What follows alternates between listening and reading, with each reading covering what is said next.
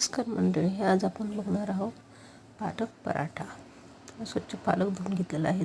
गव्हाचं पीठ आहे, थोडंसं तांदळाचं पीठ आहे, यात थोडंसं बेसन पण टाकलेलं आहे 2 चमचे.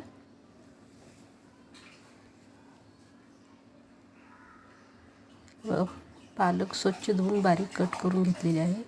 थोडेसे तीळ टाकूयात, थोडंसं मीठ टाकूयात,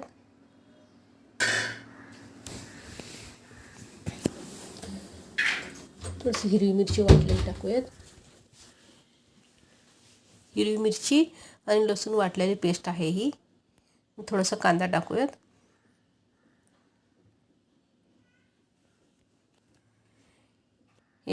हळद थोडीशी. हे सगळं पीठ मळून घेऊया छानपैकी.